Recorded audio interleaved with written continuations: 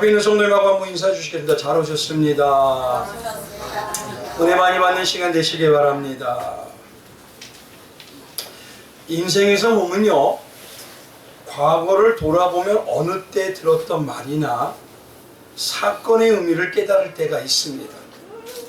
예를 들어서요, 왜 부모님이 그렇게 공부를 하라고 하셨을까? 인생이 그것이 꼬이고 풀어지지 않을 때가 될 때에 그 어려울 때 그때 가서 이해가 되더라는 것입니다.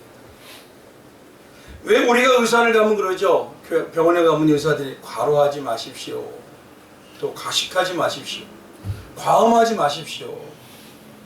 근데 그 의미를 막연하게 알고 있다가 건강이 악화되거나 또 병이 나면 그때가 돼서야 깨달을 때가 있더라는 것입니다. 지금 뭐냐면 신앙도 마찬가지인 것이요, 성경의 묵상의 말씀을 묵상할 때도 예전엔 그 말씀의 의미가 가슴에 와닿지 않았어요. 근데 어느 시점에 어려운 시기가 되니까요, 이 말씀이 이런 의미였구나, 이 말씀이 나에게 이렇게 말씀하시는구나 라며 깨달을 때가 있더라는 것입니다. 항상 제가 말씀을 드립니다. 왜 세상 이야기는 멈추고 성경 말씀이 전부가 돼야 하는지, 우리 성도님들 말씀으로 또 영적으로 하늘의 신앙으로 새겨야 합니다 라고 수없이 말씀을 드려요. 왜 정말 한 시간이라도 하늘의 말씀 우리가 중심으로 살지 않으면 이 땅에서 우리가 주님과 동행하기가 참 어렵습니다 라고 말씀을 드립니다. 그런데 어떤 모습이면요, 이 의미가 신앙의 어떤 시점이 되고 어려움이 닥칠 때가 돼야 그때가 깨닫게 된다는 것입니다. 근데 문제는 뭐냐면 그때가 되면요, 때때로 하나님은 인생 막대기와 또 사람의 채찍으로 때리신 경우가 있기 때문에 너무도 아프더라는 것이에요. 근데 너무도 안타까운 게요, 현실에 우리가 성도라는 우리를 보면 그걸 알면서도 또 그 길을 가고 있더라는 것입니다. 지금 이 시대에 한번 설교를 가만히 가보십시오. 시작은 하늘의 말씀인 복음으로 시작합니다. 근데 점점 시간 지나가서 마지막으로 갈수록 세상의 삶의 풍요함과 잘됨으로 결론이 맺어지게 되더라고요. 항상 예수님의 이야기라고 하지만요, 갈수록 뭐냐면 자신의 간증이나 사람의 삶의 이야기로 점점 넘어가더라는 것이. 하늘 백성이 가장 큰 복이고 잘 사는 방법이 뭐냐면 십자가 이야기를 내 안에 체득시키는 것인데, 그것보다는 세상에서 성도의 모습에 잘된 것들이 많더라는 것입니다. 한번 이렇게 생각해 보시기 바랍니다. 우리가 예배를 잘 드리거나 설교를 내 마음에 울렸으면 우리가 뭐라고 얘기하죠? 가끔 그런 얘기하죠. 은혜 받았습니다. 은혜 많이 받았습니다. 그런데 저는요, 그런 말을 들을 때가 되면요, 좀 의구심이 들어요. 왜냐하면 정말 저 성도님이 은혜를 받은 것일까? 정말 은혜를 받은 걸까? 왜냐하면 은혜는 누가 주시는 겁니까? 하나님이 주시잖아요. 정말 하나님께서 깨닫게 하신 은혜를 받아서 내가 정말 내 안에 체득했다면 관심이 그때부터 어디로 바뀌냐면요, 땅에서 하늘로 바뀌어야 돼요. 하나님의 건지. 나 중심의 삶에서 나의 신랑인 예수와 십자가에 더 관심이 가게 되어 있습니다. 이제는요, 그 은혜를 알기 때문에 더 힘써서 그 삶을 알려고 하고 그 삶에 동행하기 위해서 마음이 결단하게 됩니다. 그러니 우리가 정말 은혜를 받으면요, 세상의 삶의 성공에 있어서 뜨거운 것보다 신앙의 삶이 점점 내가 뜨거워지고요, 갈급해지게 됩니다. 그리고 하나님이 어떤 분인지, 하나님의 세계가 어떤 세계인지, 그리고 하나님의 삶의 원리가 뭔지, 그런 것에 대해서 더욱더 주밀하게 알고 싶어 하더라는 겁니다. 이게 은혜 받았다는 그런 의미입니다. 근데 지금의 성도들이 은혜 받았다는 거 보면요, 은혜는 받았다고 하는데 예수님에 대한 사모함과 신앙이 더 깊어짐으로 신앙의 열심과 관심이 우리에게 온전히 나에서 예수님으로 바뀌어가지고 그 예수님을 더 알기 위해서 찾는 특심과 같이, 열심과 같이 주님을 찾는 방향이 아니더라는 것이에요. 여전히 뭐냐면 세상에서 내가 어떻게 살아야 되는지, 내 삶이 어떻게 돼야 잘 되는지, 그것으로 우리는 맺어지고 있더라는 것이에요. 때때로 저는 그렇게 생각됩니다. 시험 무대 같아요. 시험 무대라는 건 뭐냐면 성도님들이 요즘에 성도님들이 어떠냐면 혹시라도 심사위원 같은 마음이 듭니다. 아, 이 설교 어떤지, 저 설교 어떤지. 우리가 은혜 받았다는 말을요, 다르게 말하면 은혜 받아서 하늘에 관심이 갔다는 것보다는 내 마음을 위로해주고 내가 듣고 싶은 말을 들었다는 것으로 끝맺겨져 있는 경우도 적지가 않더라는 것이죠. 근데 우리가 어떤 면에서는 은혜 받았다는 것이 그래서 내 마음을 시원하게 해주셨습니다. 그런 말과 동일하게 됩니다. 근데 그것이 바로 어느 때와 같냐면요, 이때와 같다고 성경은 얘기하고 있습니다. 디모데후서 4장에 가보면 이렇습니다. 3절에 때가 이르니 사람이 바른 교훈을 받지 아니하면 귀가 가리워서 자기의 사욕을 쫓는 스승을 많이 두고 또 그 길을 진리에서 돌이켜 허탄한 이야기는 뭘까요? 영적으로요, 세상 이야기죠. 세상의 것에 대해 그 세상 이야기와 그 마음에 맞는 이야기를 쫓으리라. 그러나 넌 모든 일에 근신하여 고난을 받으며 전도인의 일을 하며 내 직무를 다하라. 전도라는 게 뭘까요? 하나님의 도죠. 십자가의 도. 전도를 받으면 어떻게 됩니까? 우리의 관심이 이 땅이 아니라 예수에게, 신앙에게 바뀌게 되어 있다는 것이죠. 중요한 건 뭐냐면요, 바울이 지금 디모데에게 얘기할 때 왜 십자가를 오늘 전하는데 고난을 받는다고 할까요? 너는 모든 일에 근신하여 고난을 받으며 라고 얘기하고 있어요. 아니, 십자가의 도를 전하면 기쁨이 돼야 되잖아요. 십자가의 도를 전하면 그것이 가장 능력이 돼야 되잖아요. 근데 왜 고난을 받는다고 할까요? 바로 뭐냐면요, 교회에 우리가 와서 예수님이 다 이루었다고 하는 십자가의 능력을 알기 원한다고 하지만 그 방향이 뭐냐면 세상의 성공이라는 것입니다. 근데 정말 하나님의 나라의 그 삶에 대해서, 죄에 대해서, 의에 대해서, 심판에 대해서, 마지막 때 주님이 오실 그때에 대해서, 십자가의 삶에 대해서만 날마다 말하기 시작하면 그것이 이 땅의 삶에 대해서 갖고 싶은 관심을 얘기해 주지 않기 때문에 점점 때때로는 따분해지기도 하고 졸리기도 하죠.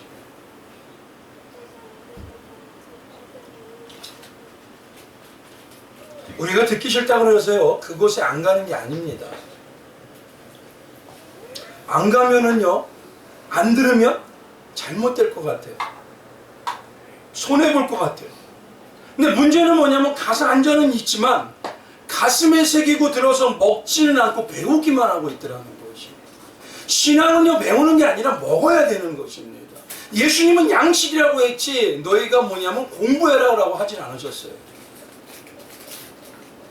근데 이 마지막 때라고 하는 지금을 보면 어떻게 보면요, 지금이 바로 그렇게 세상에서 눈을 돌리지 못하는 때와 같더라는 거죠. 여전히 내 관심은 이 땅에 꽂혀있더라는 거죠. 그러니 지금 이때가 어떤 모습에는 자다가 깰 때입니다.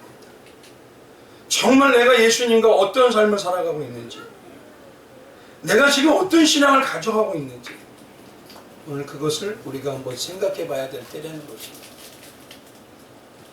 오늘 이제 말씀으로 이 은혜에 대해서 말씀을 드리고요, 이 연결되기 때문에 본문으로 들어가면요, 지난 시간에는 뭐라고 말씀드렸냐면요, 예수님은 나사로와 같은 성도를 어떤 성도라고 하셨을까요? 사랑하는 자라고 말씀하십니다. 사랑하는 자가 예수님께서는 뭐라고 하시냐면 죽어야 영광을 받으신다고 얘기하셔요. 그러면 왜 성도가 죽는 것이 하나님께 영광이 된다고 할까요? 간단히 말하면요, 하나님께서 아끼고 사랑하는 자녀인 성도들이 지금 육의 생명이 전부일 것처럼 사는 것이 하나님 볼 때는 어떠냐면 진짜 하나님의 눈으로 볼 때는 그것이 속고 있더라는 것이에요. 육의 생명이 전부로 사는 그 모습, 이 땅이 전부로 사는 모습이 결국은 우리에게 진짜 복이 되지가 않는데 여전히 그게 속고 있더라는 것이에요. 그래서 오늘 이 시간에는요, 예수님이 말씀하실 때 가장 중요하다고 하는 핵심 그 구절에 대해서 말씀을 드리며 부활신앙과 그리고 생명의 신앙이 구체적으로 성도의 삶에서 어떤 모습으로 나타나는지, 그거를 통해 나의 신앙이 지금 어디로 올라가는지를 점검하는 시간 갖기를 원합니다.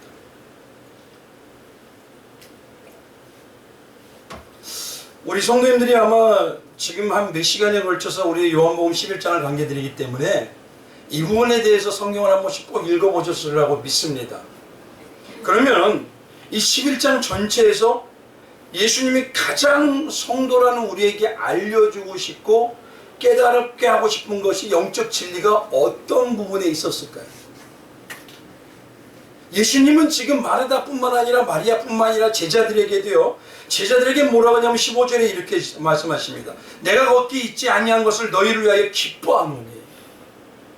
그러면 결국 제자뿐만 아니라 마르다뿐만 아니라 마리아에게도 동일하게 무엇인가 영적 진리를 깨닫게 하고 싶으셔요. 그러면 과연 이 11장에서 가장 중요하다고 하는 구절, 그 구절이 어떤 구절일까요? 어떤 구절이 바로 25절하고 26절입니다. 예수님이 그러시죠. 이르되 나는 부활이요 생명이니 나를 믿는 자는 죽어도 살겠고 무릇 살아서 나를 믿는 자는 영원히 죽지 아니하리니 이것을 내가 믿느냐.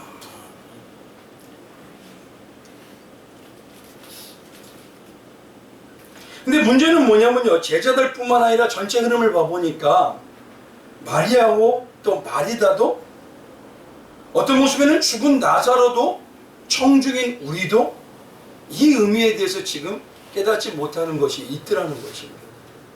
그래서 예수님이 너무도 안타까워서 이 말씀을 또다시 해주시는 거예요. 그럼 한번 봐보십시오. 먼저 25절을 보면요, 이렇습니다. 예수께서 이르실 때 나는 부활이요 생명이니 나를 믿는 자는 죽어도 살겠고 라고 얘기하십니다.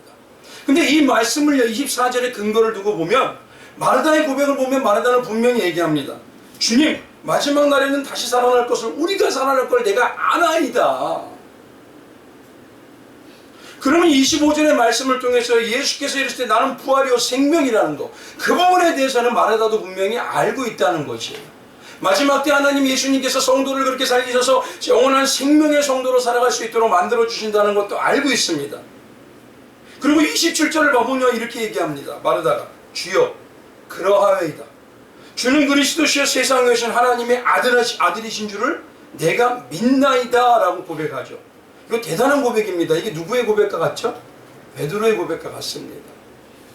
근데 이 고백은요, 25절의 말씀처럼요, 마지막 때에 죽은 자가 살아난 것을 안다는 정도의 신앙의 고백과 그리고 신앙의 모습일 뿐입니다. 마르다가 지금 가장 문제가 되는 것은요, 어떤 게 있냐면 바로 26절이에요. 한번 보십시오. 같이 읽어볼까요? 시작. 무릇 살아서 나를 믿는 자는 영원히 죽지 아니하리니 이것을 내가 믿느냐. 쉽게 말하면 믿음의 현재성이 있느냐 이 소리예요. 너는 현재 어떤 믿음이 있느냐? 너의 믿음은 먼 미래에 대한 신앙 고백이냐 아니면 지금 고백이냐. 마르다를 통해서 예수님께서 우리에게 말씀하기를 원하시고 알기 원하는 핵심은 뭐냐면 현재 너는 부활과 생명의 신앙을 가지고 있느냐 이겁니다.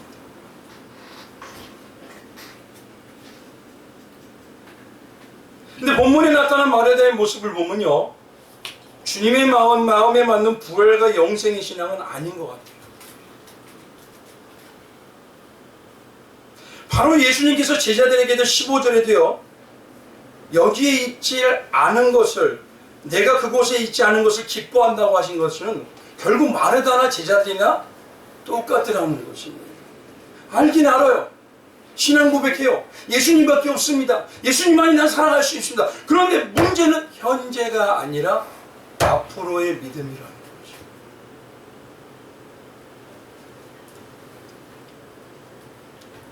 마르다의 고백은요, 부활을 믿습니다. 그래서 이 마르다와 예수님의 이야기를 조금 각색해 한번 해봤습니다. 이거예요. 예수께서요, 마르다야, 내 오빠가 다시 살아날 거야. 그러니 너는 너무 슬퍼하지 말아라. 예수님 지금 어느 시대를 살고 있죠? 지금을 살고 계죠. 근데 이에 마르다가 뭐냐면, 주님, 알아요. 나도 다 알고 있어요. 나도 마지막 날에 부활하는 거 다 알아요. 근데 이 말은요 뭐냐면, 오빠가 죽었기 때문에 지금 예수님이 그때 안 계셔서 불만이 섞인 거예요. 나도 다 알아요. 다시 살아날 거예요. 그때 예수님이 또 말씀하십니다. 마르다야, 그게 아니고 지금 살아날 거야. 지금. 근데 마르다는 여전히요 이렇게 얘기해요. 아니 글쎄 예수님 안다니까요. 예수님은 그리스도시고 하나님의 아들인 걸 다 알아요. 나 저 주님 그런 건 알고 있어요. 근데 예수님이 안타까운 건 현재 너는 부활과 영생의 신앙이냐 이걸 물어보는 걸 모르고 있더라는 거죠. 근데 가만히 봐보십시오. 이 마르다의 모습이 우리의 모습 아닙니까? 우리도 그럽니다. 예수님 그렇습니다. 죽어서 천국에 가는 건 다 압니다. 근데 지금 부활과 생명의 예수님이 어디 계셔요? 요 앞에 계시잖아요. 부활과 생명의 능력이 어디 계셔요? 멀리 있나요?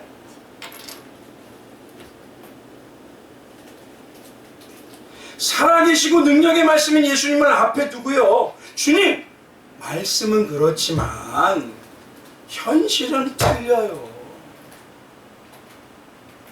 마르다가 지금 이거하고 똑같은 얘기하고 있는 거예요. 그래서 예수님 지금 우리에게도 너는 정말 너는 부활과 영생의 믿음을 소유하고 있느냐. 지금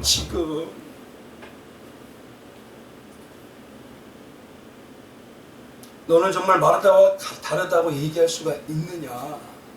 지금 그거를 자꾸 물어보십니다.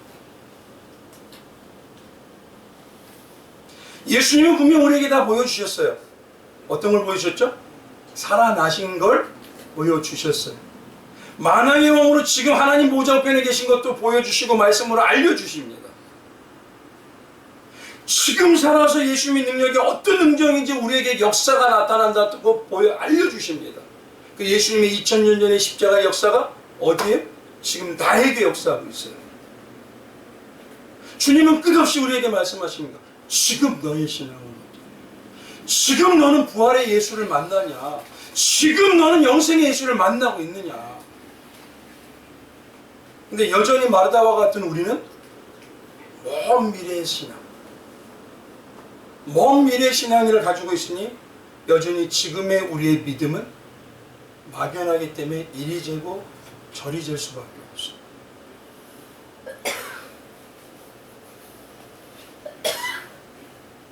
결국 이 말은 뭐냐면요, 마르다나 제자들이나 마리아나 우리나 여전히 고백은 하고 교회 생활은 하고 실질적인 믿음의 생활을 한다고 우리가 말은 하지만 정말 가장 예수님이 알려주고 싶은 부활과 영생의 능력인 주님은 만나지 못하고 있더라는 거죠. 오늘 그 얘기를 하십니다. 그러면 여기서 중요한 게 뭐냐면요, 마르다나 우리나 왜 고백은 하고 있는데 고백 따로 행함과 삶 따로인 힘이 없는 신앙의 모습이 되어가냐는 거예요. 왜 이게 정말 삶이고 능력이고 자신 있게 고백을 못하느냐는 얘기예요. 왜 말씀대로 살아보면서 역사가 나오는 걸 왜 지금 힘을 잃어가고 있느냐는 거예요. 오늘 그 말씀에 대해서 오늘 말씀드리기 원합니다. 첫 번째는요, 이겁니다. 지금 부활 안에, 생명 안에 성도가 있다는 것을 모르고 있더라는 것이죠. 잘 보십시오. 신앙은 우리가 믿어서가 된 건가요? 아니죠. 우리는 예수님을 알기 전에도, 예수님을 안 후에도 믿는다고 할 수 있을까요? 우리는 믿지 못합니다. 그래서 바울은 뭐라고 얘기하면 로마서 5장 10절에 곧 우리가 원수 되었을 때에 예수님이 십자가를 지셨고, 빌립보서 3장 18절에도 뭐라고 하냐면 내가 여러 번 너에게 말하였거냐 이제도 눈물을 흘려 말하는 여러 사람들이 그리스도의 십자가의 원수로 행하는도다. 여전히 믿고는 있다고 하면서도 뭘 행하고 있다고요? 원수로 행하는도다. 이 말은 우리는요, 우리 자신은 여전히 말씀과 현실은 틀려요 하면서 마르다처럼 믿지 못하고 있다는 것이에요. 근데 믿음은 누구의 것입니까? 예수님 것 아닙니까? 그럼 오늘 말씀에 먼저 우리가 깨닫기를 원하고 잊지 말아야 될 신앙의 방향은 무엇이냐면, 첫째가 우리가 하나님의 자녀이고 성도가 된 것은 우리가 예수님을 믿어서가 아니라 예수님이 친히 열심으로 찾아오시고 친히 끝없이 우리와 함께하여 주시고 친히 마지막까지 믿는 자를 이루어내 주신다는 이 확신을 잃어버리면 안 된다는 것이에요.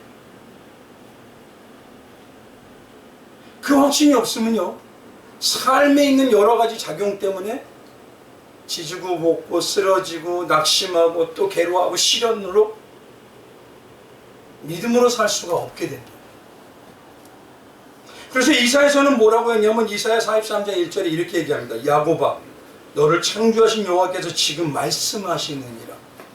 하나님이 말씀하신대요. 이스라엘아, 너를 지으신 이가 말씀하시느니라. 뭐라고 하시죠? 너는 두려워하지 말라.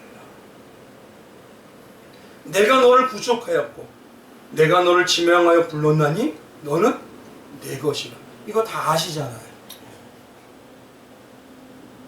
그러면 내가 믿음이 있을 때나 내가 믿음이 약할 때나 우리가 잊지 말아야 될 게 한 가지 뭐냐면, 말씀에 근거한 믿음은 잊지 말아야 돼요. 뭐냐? 주님은 나를 끝까지 붙들고 계신다. 맞죠? 결국 때때로 뭐냐면 우리가 이 믿음의 방향을 잃어버린다는 건 뭐냐면 지금 사단의 미혹에 우리가 시달리고 있다는 거지. 그러니 자신감이 없는 거예요. 조금만 삶이 어려워지고 조금만 물질이 부족하게 되면 그때부터 곧빠뜨리는 삶을 살아요. 근데 그것도 지금 하나님이 나를 어떻게 인도하고 계세요? 완벽한 길로 인도하고 계시는 겁니다. 그러면 왜 낙심하죠? 내가 믿어서 된 건가요? 여전히 뭐냐면 나는 예수님이 믿음을 주셨습니다 라고 얘기를 하고 있지만 내가 믿은 것처럼 살고 있는 거예요. 그러니 지금 마귀한테 미혹받고 있는 겁니다. 우리는 믿을 수가 없어요. 예수님이 시작하셨고 예수님이 마지막까지 다 이뤄내시는 겁니다.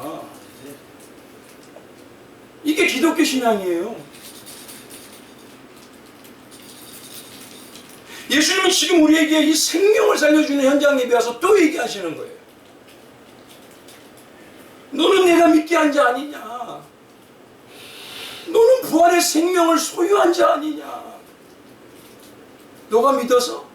아니야, 내가 줬잖아. 내가 지금도 너 옆에 있잖아. 내가 네 안에 있잖아. 내가 너를 지명하여 불렀고 너는 내 것이라고 택했잖아. 오늘 마르다에게 말씀하시듯이 저한테 뭐라고 했냐면, 삼녀라, 부활한 내가 여기 있잖아. 왜 너의 감정에 맞게 따라서 움직여? 너 알고 있잖아. 마르다 다 알고 있죠. 마지막 날에 부활할까 하십니다. 주는 그리스도 살아계신 하나님의 아들이다. 다 알고는 있어요. 그런데 뭐냐면 현재가 없어요.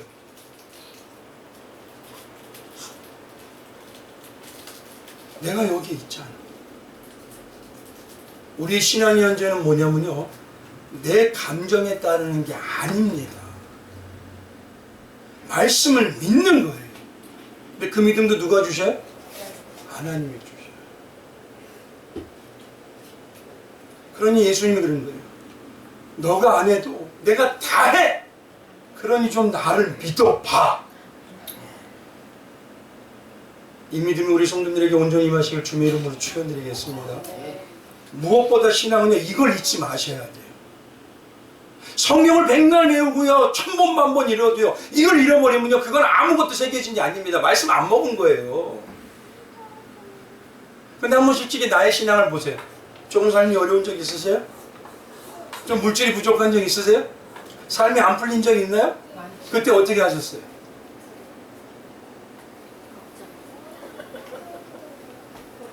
주님은 지금 이거 잊지 말라는 겁니다. 마르다야, 마르다 같은 내 사랑하는 자들아, 너 이거 잊지면 안 돼. 너가 지금 망할 것 같아? 너가 지금 힘든 것 같아? 너가 지금 죽을 것 같아? 걱정하지 마. 누가 있다고요? 내가 있잖아요. 요것만 잊지 말라는 거예요, 먼저. 근데 우리는 또 잊어먹어요. 그러니 끝없이 우리가 가까이 할 게 뭐냐면 이거예요. 두려움 말라, 내가 너와 함께 합니다. 저는요, 기도할 때 그래요. 주님, 나 두려움 안 해요. 지금 나와 함께 하시죠? 내가 감동이 안 돼도, 내가 아무 감동이 없어도 주님은 내 옆에 계시죠? 내 안에 계시죠? 근데 내가 왜 두려워해요? 나보다 주님이 알아서 하실 텐데. 신앙의 현재성이 없으면요, 그때부터요, 마귀에게 끝없이 흔들립니다. 그래서 오늘 중요한 게 뭐냐면, 부활과 영생 능의 믿음의 신앙을요, 우리가 소유하고 있다는 것을 모르고 있더라고요. 그 모른다는 게 결국 말씀의 중심의 신앙이 아니라는 것이에요. 신앙은요, 말씀 중심이 돼야지 교회를 잘 다닌다고 해서 그것이 나에게 능력이 되는 것이 아닙니다. 잘못하면 내가 교만의 능력으로 빠지게 되기도 해요. 나 오래 했는데, 나 많이 다녔는데, 나 예배 한 번도 안 빠졌는데. 근데 말씀을 알게 되면 뭐냐면, 내가 믿음이 없을 때도 주님은 나를 붙들고 계셔.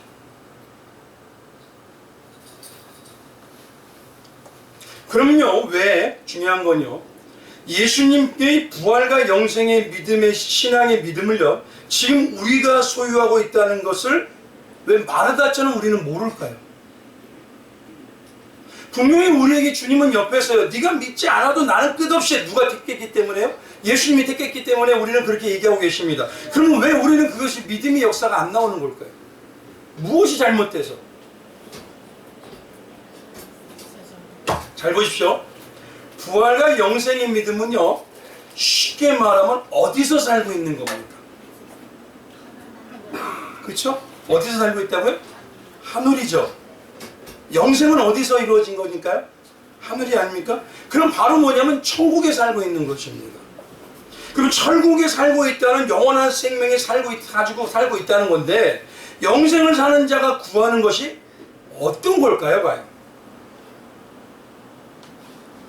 한번 잘 보십시오. 영생을 내가 지금 살고 있어요. 그럼 나는 어떤 걸 구할까요? 장수해달라고 구할까요? 아니, 잘 들으셔야 돼요. 근데 예수님이 뭐라 하냐면, 너의 천국의 삶이 어디서부터 이루어져야 된다? 그럼 내가 영생의 믿음의 신앙을 살고 있다면, 부활에 정말 살아나는 완벽한 신앙의 삶을 살고 있다면, 믿음의 현재성이 있다면, 나는 지금 뭘 구하냐 이거예요. 부자 되게 해달랄까요? 그 나라는 도로 포장재도 금이라는데요. 건강해달라고 할까요?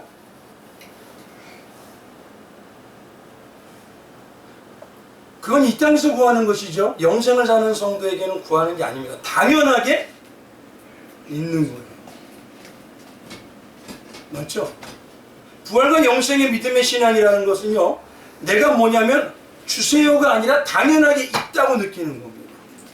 예수님이 지금 여기에 당연하게 있다고 느끼는 거예요. 예수님이 이 안에 나와 함께 어떠한 내 감정이 중요한 게 아니라 당연하게 있다는 거예요. 누구처럼요? 부모처럼, 가족처럼, 식구처럼. 결국은 영생의 믿음과 부활의 믿음이 없다는 건요, 그 당연한 것을 못 느끼고 있다.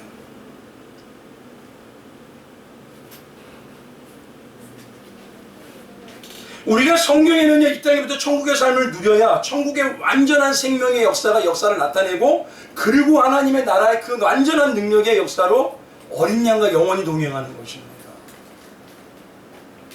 그러니 예수님은 지금 마리아다 같이, 마리아 얼마나 사랑해요. 마리아 얼마나 사랑해요. 우리 얼마나 사랑하셔요. 그런데 예수님이 지금 가지고 계시는 것도 못 누리고 있더라는 것입니다. 한번 이런 생각을 해보죠. 그러면은 이 영생의 믿음과 또 부활의 믿음은 어떤 자가 소유할까? 오늘 이 시간에는요, 마리아나 마르다나 제자들이 아니라 우리 나사로를 한번 생각해 보십시오. 나사로를요. 나사로의 입장에 한번 내보시기 바랍니다. 아마 나사로는 제가 볼 때는요, 이 마리아나 마르다와 별반 다름이 없는 그런 믿음이었을 거예요. 근데 나사로가 어느 날 죽을 병이 들었어요. 그럼 어떨까요? 얼마나 무서울까요? 점점 힘은 빠져가는 것 같고요, 얼굴은 파리해져가요. 숨은 헐떡이고요, 점점 생명은 꺼져가는 나의 모습을 보게 됩니다. 다시는 사랑하는 가족은 볼 수 없을 것 같고요, 애타는 심정으로 예수님이 지금 여기 계셨더라면.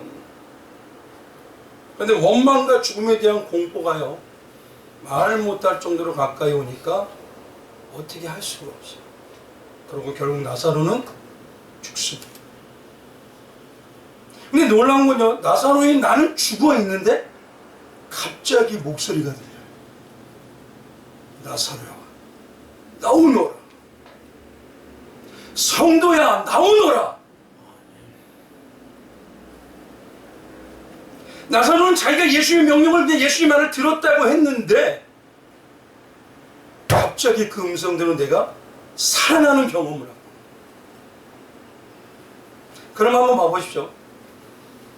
내가 이 체험을 했다면요, 나사로는 이제부터 죽음에 대해서, 또 삶에서 나타난 죽음과 같은 여러 가지 망한 것 같고 잘못된 것 같고 가난한 것 같은 그 모습에 대해서 예전과 같은 신앙이었을까요? 잘 생각해 보셔야 됩니다. 어떨 것 같으세요? 이제는 죽음에 대해서 어떻죠? 이거 별거 아니네. 맞죠? 이제는 그전에처럼요, 죽음에 대해서 두려워하지가 않습니다. 왜요? 누가 내 옆에 계신지요. 나는 여태까지 예수님이 먼 곳에만 계신 줄 알았어요. 근데 언제든지 내 옆에 계셔서 성도야, 일어나! 그 한마디만 받게 되라는 거예요.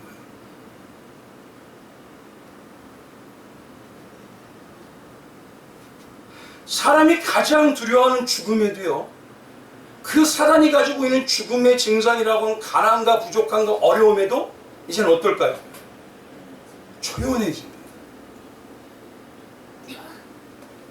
그래서 그런지 나사로가 12장에 가보면요, 예수님과 같이 마리아가 옥합을 깰 때도 거기에 있어요. 그런데 나사로는요, 아무 말을 안 하고 있어요.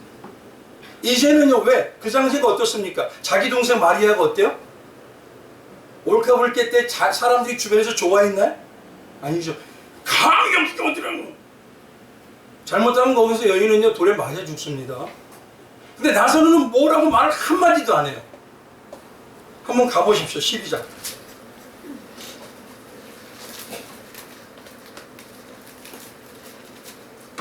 2절. 12장. 요한복음 12장 2절. 같이 목록합니다. 시작. 거기서 예수를 위하여 잔치할세 마르다는 일을 하고 나사로는 예수와 함께 앉은 자 중에 있더라. 근데 누가 오죠 그때? 마리아가 오더니만 옥합을 깨죠.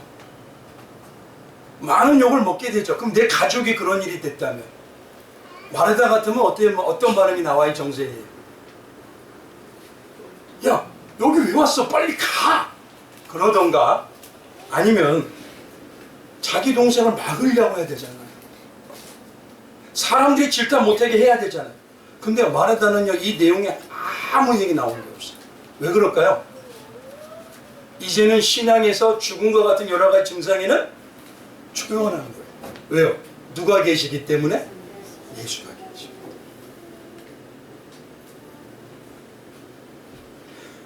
누가복음 16장에 가보면 부자 나사로가 있습니다.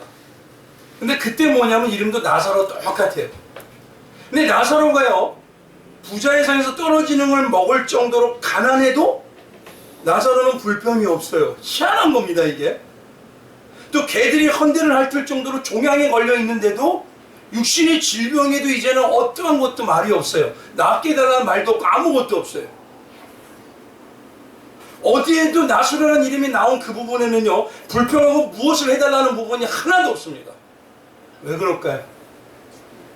이제는요, 당연한 거거든요. 내 옆에 누가 계셔요? 내 모든 삶이 이렇다고 해도 누가 지금 보고 계셔요? 그러니 세상의 어떤 삶에도 나의 어떤 모습에도 다 초연해져 버려요.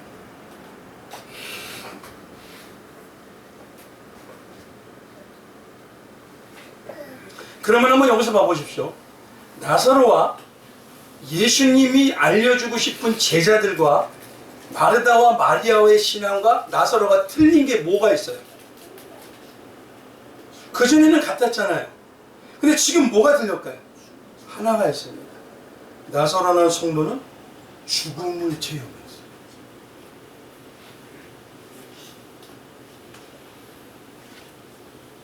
죽음을 체험한 자는 더 이상 이 세상에서 사망의 미혹의 사단이 나타낸 힘과 능력에 아무 힘을 쓰지 못합니다.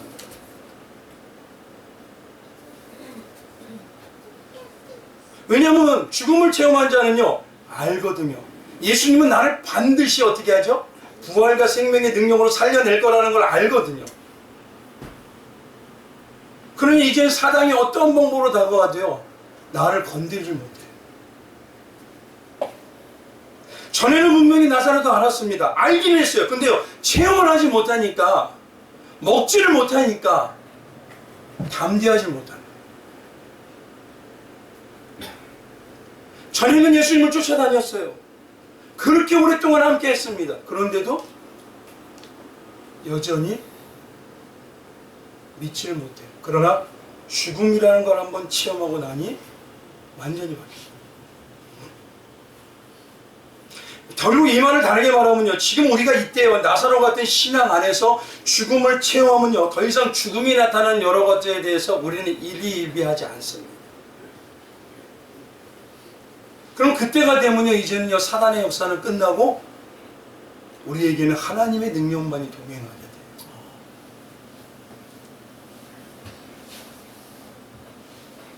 오늘 본문에서 중요하게 예수님이 말하는 건 뭐냐면요, 이겁니다. 부활의 신앙과 영생의 신앙을 소유하기 위해서는 가장 중요하게 시작해야 될 게 뭐냐면, 성도인 너는 죽음을 체험했느냐, 이거.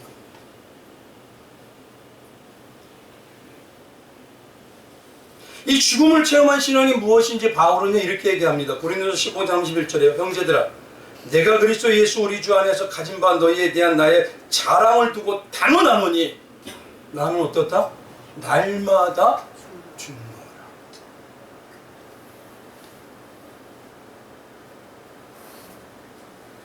그러니 이제는요, 이런 체험을 한 성도는요, 더 이상 삶에서 죽음의 증상인 가난이나 질병이나 어려움이나 시련이나 고난에 대해서 이제는 그런 게 아무 의미가 없어져 버려요. 왜요? 가난한 것도 바꿀 수 있는 건 누구? 질병도 바꿀 수 있는 건 누구? 우리 다 알고 있죠? 단 하나가 차이가 있는 것 뿐입니다.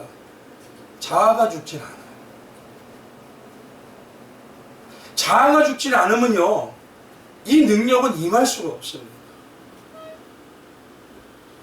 그래서 빌립보서 4장에 가보면요, 정말 날마다 죽는 체험을 했던 바울은요, 뭐라고 얘기하냐면 그의 신앙이 이렇다고 그래요. 11절에 내가 궁핍함으로 말하는 것이 아니니라. 어떠한 형편든지 나는 자족하기를 배우노니 나는 비천에 처할 줄도 알고 풍부에 처할 줄도 알아. 모든 일 곧 배부름과 배고픔과 풍부와 궁핍에 처할 줄 아는 일체의 비결을 배웠노라. 내게 주신 자 안에서 내가 무엇인지 할 수 있느니라. 그렇기 때문에 나는 내 모든 삶에 만족하노라.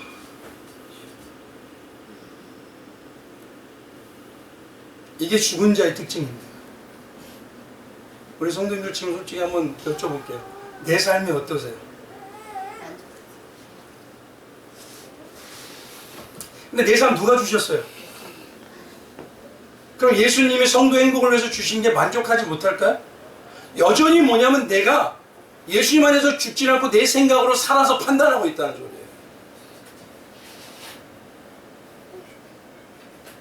그렇기 때문에 정말 부활의 신앙과 영생의 신앙을 소유하지 못하는 이유는 첫 번째가 뭐냐면 배워서는 알지 않은데 체험적으로 죽지는 않고 있습니다. 그러니 현실에서의 뭐냐면 죽음의 체험을 성도가 나타내는 영생과 부활의 능력을 소유할 수가 없는 겁니다.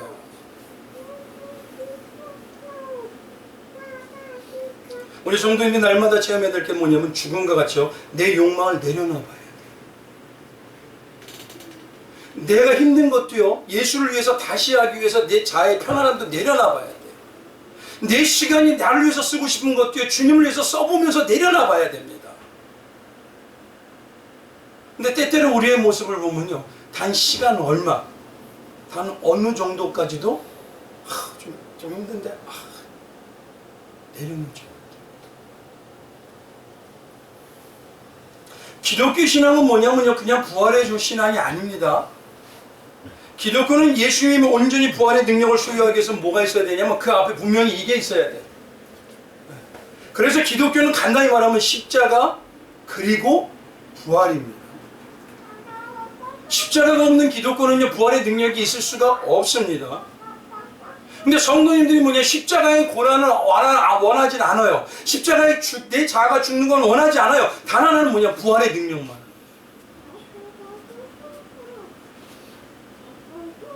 그러나 정말 성령이 임하신 하나님의 백성인 예수님은 어떻게 되냐면 내가 사랑하는 성도는 삶에서 반드시 죽기를 원해요. 죽어야 돼요. 죽어야지 누가 살리시니까? 예수님이 살리시죠. 그런 자가 더 이상 사망이 나를 무기 삼아서 가까이 와도 흔들지를 못합니다. 그럼 중요한 건 이겁니다. 내가 지금 자아가 죽고 있다는 걸 체험하는 성도라고 내가 한다면, 내가 막연하잖아요, 신앙이. 그럼 내가 지금 죽어가고 있다는 신앙이라 체험하고 있다는 걸 어떻게 알 수 있을까요? 내가 죽어가는 걸 어떻게 알 수 있을까요? 내가 지금 자아가 죽어가는 성도구나. 이걸 어떻게 알겠냐는 거예요. 이제 한번 잘 생각해 보십시오. 물에 빠졌거나 죽을 병에 들린 자가 살기 위해서 가장 먼저 가져야 될 마음이 뭐냐면요, 예수님은 이 마음이 나타난다고 합니다. 그게 뭐냐면 영으로요, 내가 진짜 죽게 생겼구나, 요거예요.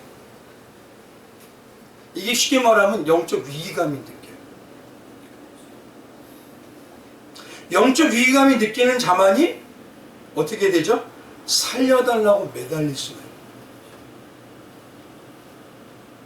예수님이 희한한 게 뭐냐면 죽기를 원하시면서도 그게 반응이 나오기를 바래요. 뭐냐면 우리가 알기를 원해요. 우리가 뭐냐면 자기가 죽어가는 자라는 것, 자기가 죽은 자라는 걸 알기를 먼저 원하셔요. 그리고 죽어야 된다는 겁니다.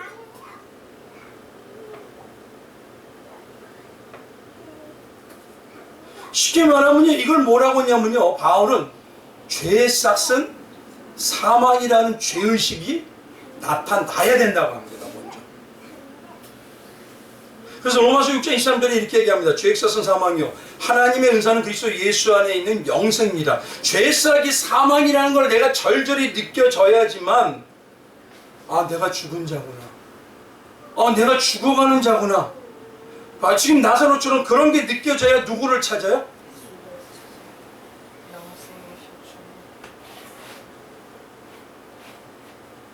그게 바로 뭐냐면 가장 뚜렷하게 나타나는 게 바울 신앙 중에 내가 죄인 중에 괴수였습니다. 그러니 예수를 찾을 수밖에 없는 거예요. 그건 내가 찾는 게 아니라 내 안에 영이 찾는 겁니다. 이걸 다르게 말하면 오늘 본문에 오히려 예수님께서는 나사로가 빨리 죽기를 바라는 모습이었습니다. 그럼 왜 이렇게 하셨을까? 우리 성도님들 한번 생각해 보십시오. 맑은 물이 여기 있죠. 제가 이 물을 너무 잘 마셔서 많이 없죠 지금. 그러면 이 물은 지금 마실 수 있는 물인가요? 마실 수 없는 물인가요? 마실 수 있죠. 근데 만약에 우리 저기 있는 화장실이나 아니면 시궁창에서 한 숟갈을 딱 떠다가 여기다 이렇게 보여.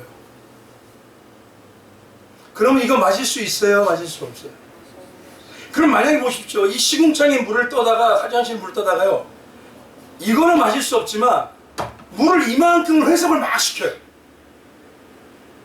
그래서 먹을 수 있나요? 그렇다고 먹나요? 먹어요. 아니 먹을 수 있잖아요. 우리가 지금 성경에서는 얘기하지만 성경에는 그런다면 사람은 고쳤을 수 있다고? 아닙니다.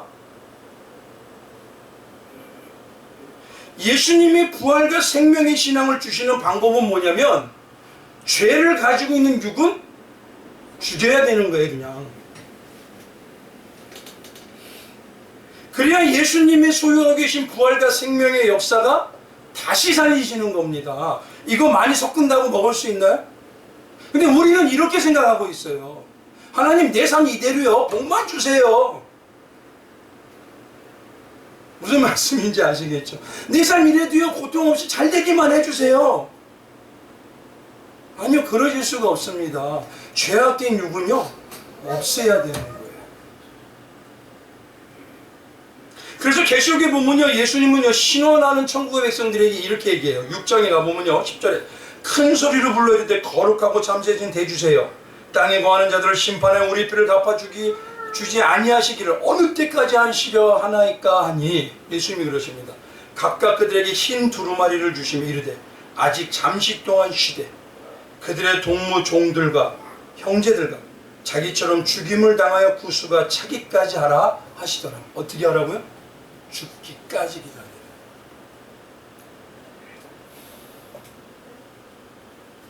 천국의 백성은요. 죽음을 체험한 자들만 가는 곳입니다. 이 땅에서 죽음을 체험한 자들만 부활과 영생의 신앙을 주시는 자들입니다.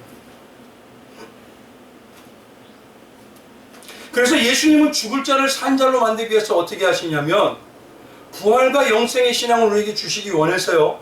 주님이 하시는데 어떻게 하냐면 나는 죽어 있으면서도 나는 신앙 고백을 하고 교회 다니고 있다고 하면서 착각하고 있는 나사로와 같은 사랑하는 자들을 진짜 십자가의 권한에 딱 붙여버리셔. 그래서 어떻게 합니까? 자아를 진짜 죽이세요. 그래서 나오는 고백이 주님 나 죽었어. 죽은 자는요 더 이상 뭐해요? 구할 수도 없어요.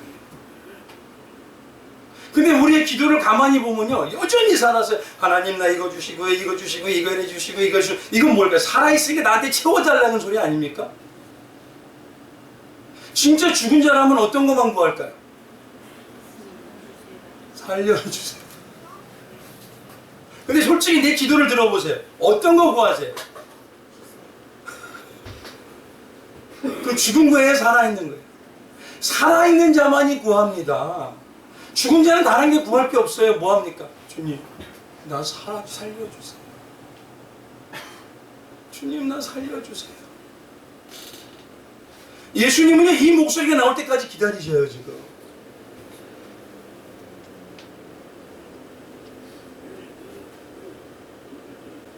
그 목소리가 나오는 자가 이제 영생과 부활의 능력을 소유할 때가 됐다는 거예요.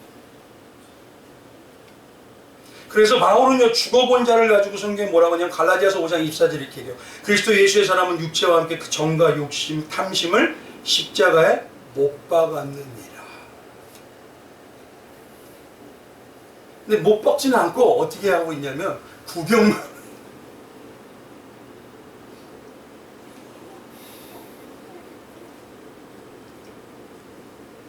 그러면 우리가 정말 어떠한 체험을 하고 있는지 나를 주민하게 돌아보시오. 자아가 죽지 않으면 영생의 능력은 오지 않습니다. 그러면 마지막으로 우리가 볼 게 뭐냐면요. 내가 지금 예수님이 부활과 영생의 능력을 소유하게 하시는 그 능력을 주고 있는 자라면 어떠한 모습의 신앙이 나타날까? 내가 지금 자아가 죽어가는 길을 통해서 이제는 주님이 영생과 부활의 능력을 소유하는 정도로 만들어 간다면 나는 지금 어떤 모습이 나타납니까? 한번 보죠. 신앙에서 말씀드린 대로 영생의 성도가 사는 곳이 어디입니까? 천국이죠.